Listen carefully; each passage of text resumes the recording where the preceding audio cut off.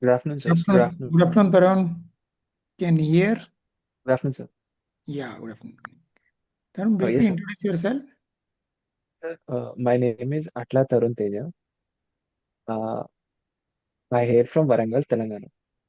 I had done my BTech from Computer Science Engineering from IIT Bombay. My parents are both teachers, sir.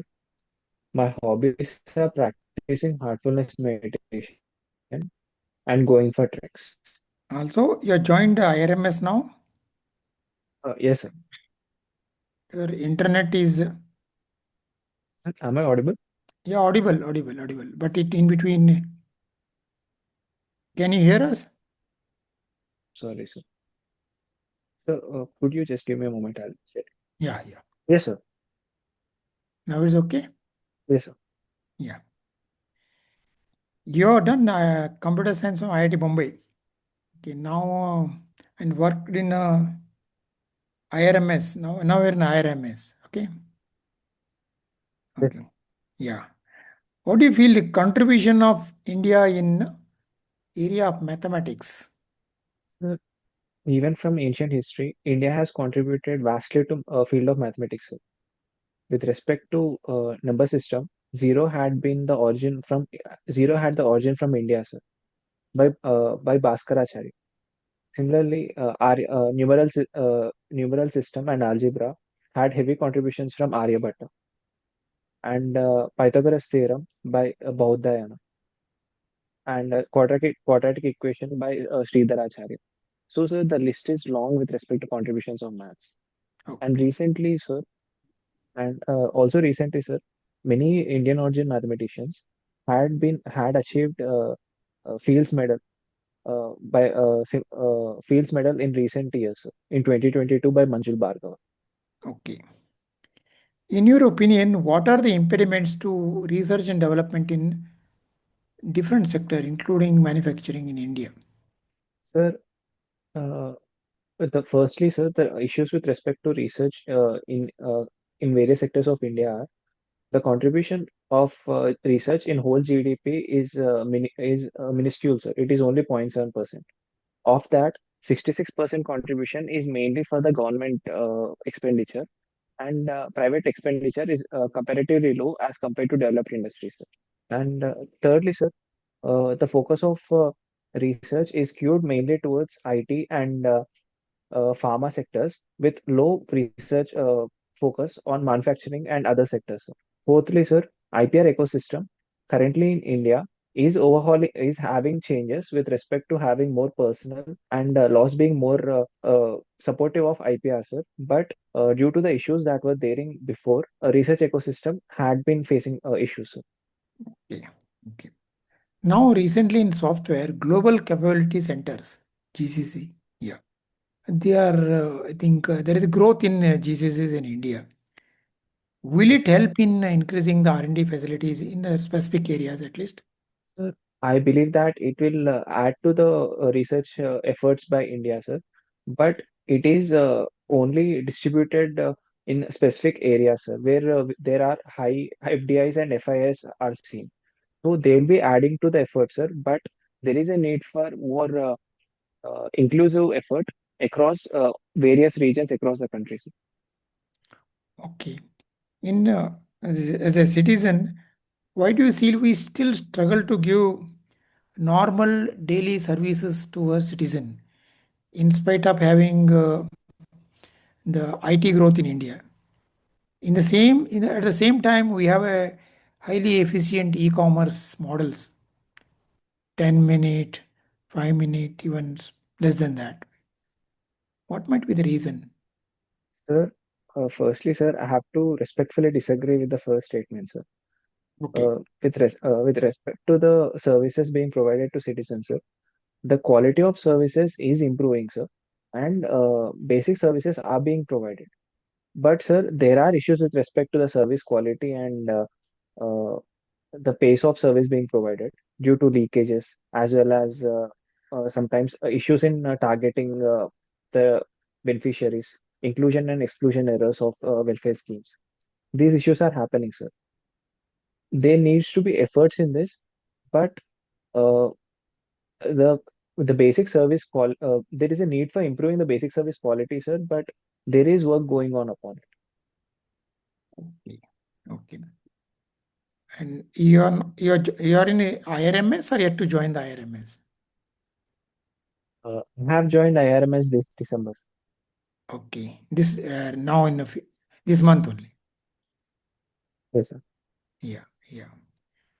Uh, how do you think your computer science in a premier institute study will help in IRMS activities?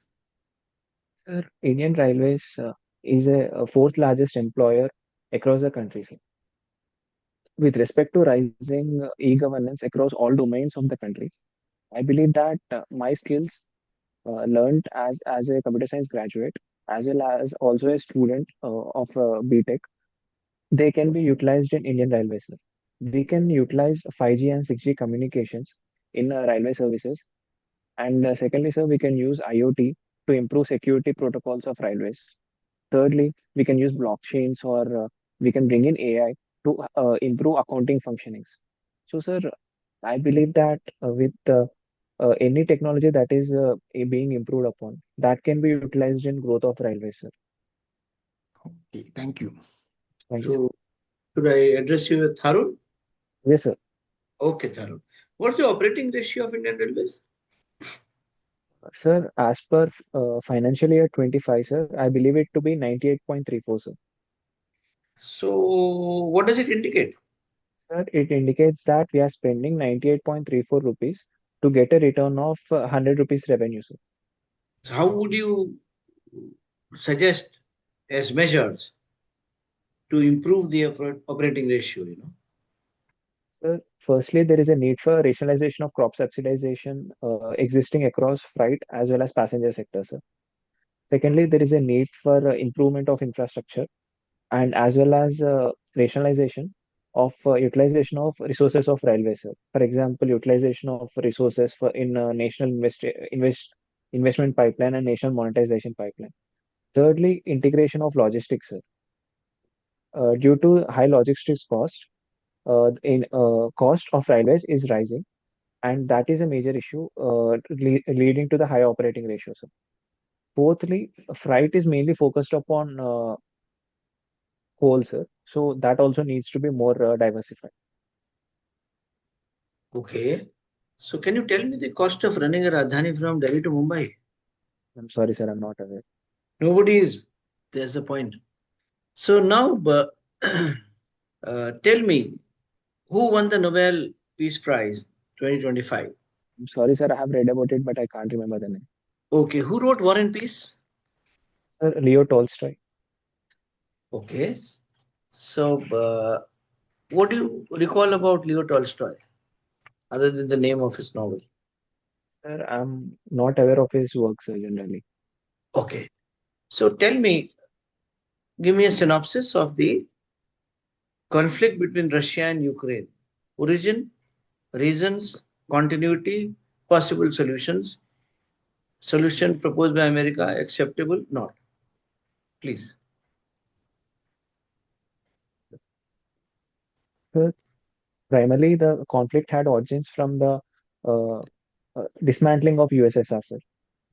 Ukraine and Russia had both been part of the larger USSR empire, and dismantling of Ukraine from Russia had led to the feeling that Russia always thinking that Ukraine was a part of Russia, and Ukraine giving more prominence to regional interests as compared to integrating with Russia. So, secondly, uh, uh, growing NATO aggression with respect to increasing participation of Eastern allies of neighboring countries of Russia integrating with US and Russia teaming it as a threat against its own interest in the region. And sir, the origin of the war had been uh, Ukraine planning to enter NATO, and the agreement was going to be signed very soon in 2022, sir. That was the first trigger for the war.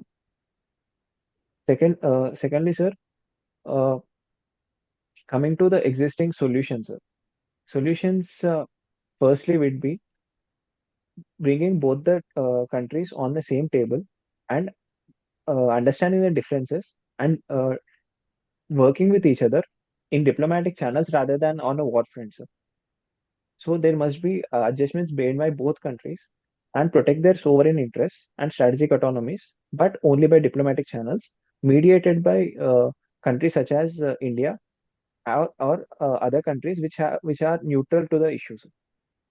And US peace deal has suggested that ceding Donbas to Russia and leaving and asking Ukraine to leave its territorial sovereignty in some regions, and Russia and protecting Ukraine from further attacks from Russia.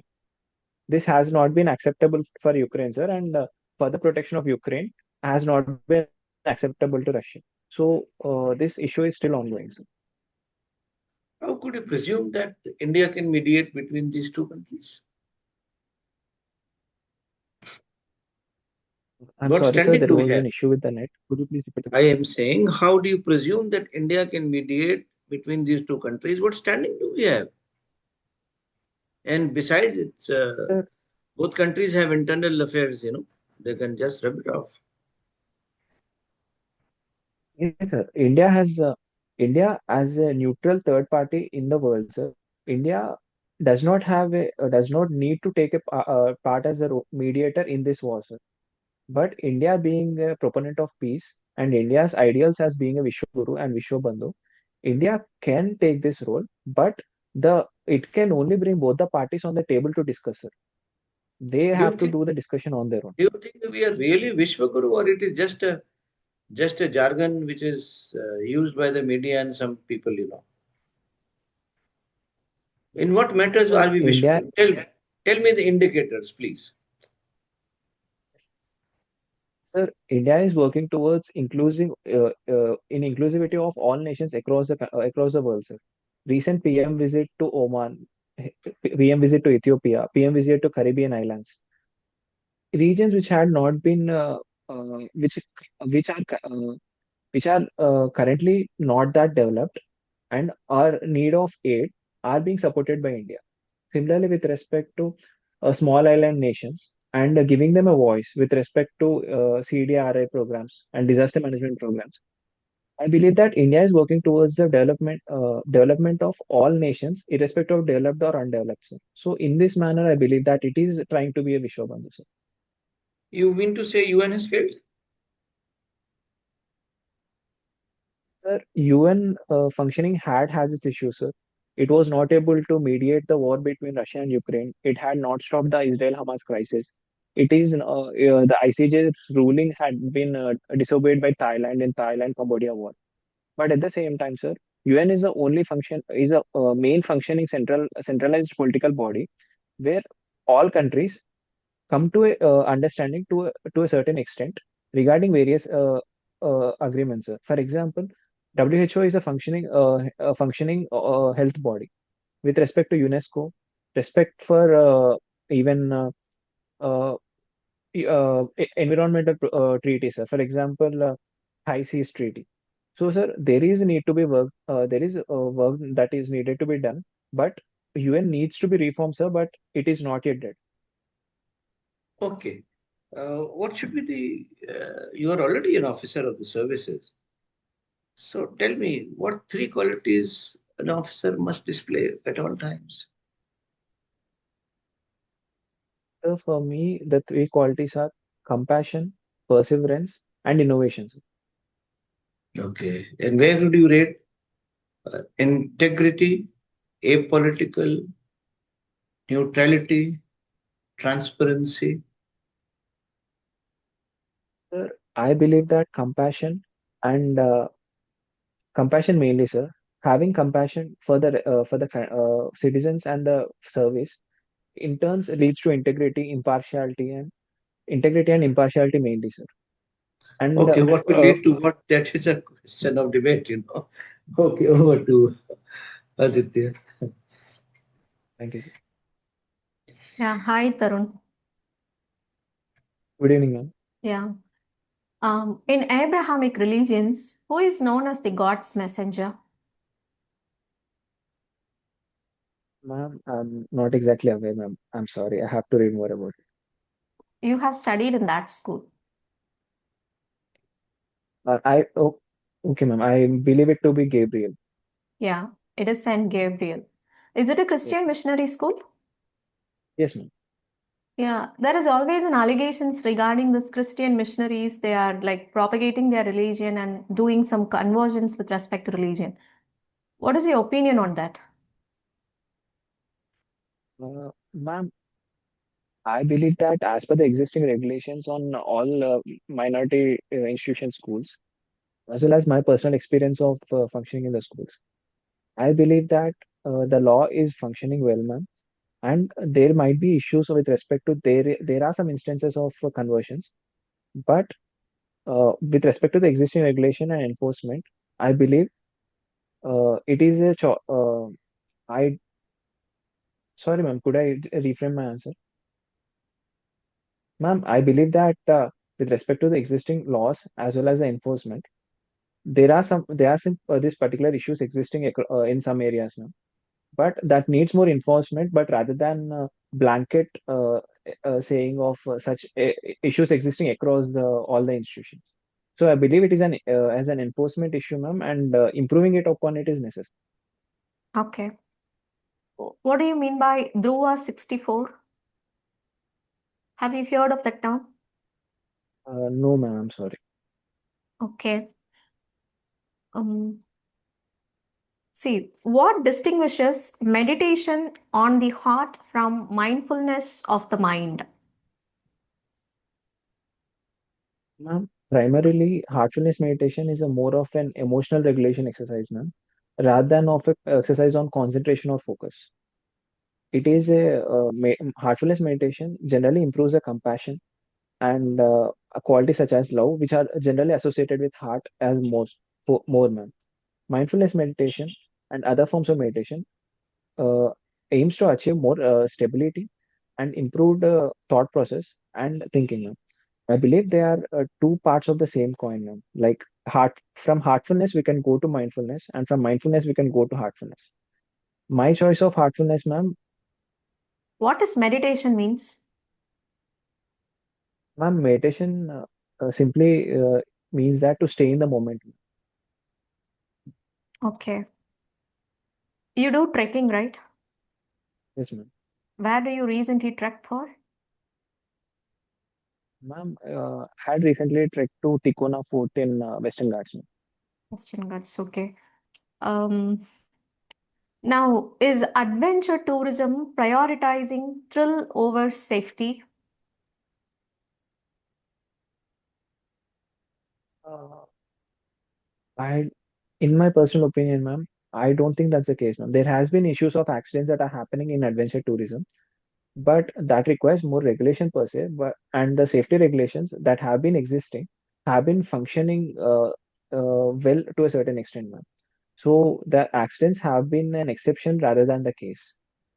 Having said that, ma'am, there is a need for better safety regulations and safety equipment monitoring across adventure tourism issues. Okay. Why do you do trekking? Ma'am, for me, trekking grants me the opportunity to better connect with my friends. It grants me an opportunity to enjoy the environment per se, and the sense of achievement and the sense of hope that is achieved at the end of the trek is something I strive for, ma'am. Okay. Now I want you to take it to Aravalli Hills. Now there is a recent Supreme Court judgment that have redefined the Aravalli Hills and mountains. Could you please elaborate on that? As per the Honorable Supreme Court, hills are only said to be hills when they are greater than height of 1,000 meters, and below 1,000 1,000 meters they meters. are not. Yes, ma'am. Did you say I 1,000 might be. meters? Yes, ma'am. Okay. And below 1,000 meters, they are not considered hills, ma'am. Okay. What about mountains then? Ma'am, the same criteria applies here, ma'am. They said that I think that they meant hills and mountains above only 1,000 meters in height, Okay. and below that they are not considered. Okay, you were talking about compassion as a criteria for a civil servant, right? right? How will you ensure empathy in e-governance? In e-governance, empathy and compassion can be achieved with only with the more citizen communication with the administration, ma'am. That means that there is a need for better grievance redressal mechanism and opportunity for communication between the administration and citizens. That can be achieved by social media platforms. That can be achieved by direct helplines in digital media. Or this can also work with respect to social citizen charters and social audit, ma'am. Giving the rights of governance to people and having them the power to make the administration accountable. I believe that improves compassion in the administration. Okay. Now, say with that same compassion that now 27 lakh job holders have been removed from MNREGA scheme, right? Due to the linkages with Aadhaar-based payment systems and national mobile monitoring system, with all these things, now we have excluded more than 27 lakh job holders. That is the job card they were holding. Now they were excluded. Now, how do you see that? I don't want like social audit or social media or any grievance like what you told. Give me a practical approach for this. Um, there is a need for rationalization in MG Narega scheme, which the government has been doing. With the increase in digitalization of MG and Narega and with the opportunity for including Aadhaar in the governance, I believe they have reduced the ghost beneficiaries. They had dealt to certain extent with respect to inclusion and exclusion errors. But at the same time, there might be genuine citizens and genuine beneficiaries who had missed out from the list due to poor digital inclusion as well as lack of necessary documents. Okay. But but this issue needs to be dealt with in the process of reforms, man, rather than taking it as a complete loss of administration. I believe that as the time goes by, MG Narega, with respect to awareness among the people, the lost employees can be brought back into the stream, even though not right now, in some time now. I understand that that can lead to loss of work hours for the poor and vulnerable, but Okay. this can lead to the benefit of the majority, many people, ma'am. Okay. My last question for you. There is a disagreement over the delimitation commission between the northern states and the southern states. What kind of solution will you provide to make this delimitation a smoothful and a fruitful exercise? Ma'am, as per suggestions from various reports, delimitation commission making the criteria more inclusive, such as having a population as one criteria, along with the development criteria, as well as having the health criteria, and the achievements done in maintaining the population growth rate. I believe an inclusive criteria is necessary to allot seats to have an equality between various states and have a better cooperative federalism. Okay. That's all from my end. Thank you. Thank you. Tarun, how did you find your discussions and interview? Sir, I think that in some questions I needed to be more structured, sir. I was going on and on. I should have kept it to a certain limit. Okay, okay. How was your last, how many interviews you attended so far? I had given one CSE interview last year, sir, and Yeah. one forest interview last. Yeah, how was CSE interview? How was it that? Sir, I So, had scored 170 in my CSE, sir, and Yeah, 190 in my forest interview. good, good. Did they not ask you IAS, CS coming from IIT Bombay, why in forest service and all? They asked me, sir, and I told them that answer before. Okay, good, good. But you found your discussion is good, you are knowledgeable, and might be some areas, definitely there will be, every area cannot be, we may not remember also. Some areas we may, but only thing is generally when we answer questions, general common sense also we should be applying for that. For example, when we were there, Aravali Hills, 1,000 meter is 1 kilometer. 1 kilometer is quite a height. It can, and the decision, that is a 1,000 meter here. So as hardly it is a different is 100 meter only they have defined. Yeah, this thing some because the expectation is we have to apply that also. We may not you can instead of 100 you could have told some figure nearby that and all. But these things are I think absurd. These are small things are because we are good. Small things are little absurd. Okay, should be little careful about these type of when we express figures. When you Yes. especially when you express figures. Otherwise, okay, your articulation is good. Yeah, and be jolly and a little while answering. Yeah, that's it. Thank you. Thank you, sir. Okay, Tarun, I'll ask one more question before I give you a feedback. Tell me, do you think that the CBI ED are being misused by the government of the day? Sir, uh, with respect to, as per the data, sir, ED cases are currently 90% against the opposing parties, sir. So there is a need for regulation with respect to ED and CBI functioning. But at the same time, sir, ED and CBI have their given criteria in functioning. So they needs to be worked upon those criteria, sir. So yes, sir, there is a need for reform in this institution, sir. Okay, good. Now, Tarun, here you were neutral. See, that's why I said that the bureaucrats' first quality is integrity, neutrality, apolitical, impartial, transparency, empathy, compassion, whatever you call, feeling the pain of the people you serve. Because unless and until you feel their pain, you can't do anything. You'll think that, oh, I have done good, I have studied, I have become an officer, I am a Lat Sab now. But you have to feel that pain. It is service. That is why we are called civil servants. Why were we not called civil masters? Because our job was to serve. But on the question of that Vishwaguru and things, you did not convey an neutrality. See what happens. Everybody is watching you very aptly. If you are a government spokesperson, say MEA spokesperson or director of public relations of a ministry you serve, you will have to ditto the official version, whatever is told to you. Sit and talk. But here you may be a civil servant already, but you are going as a candidate now.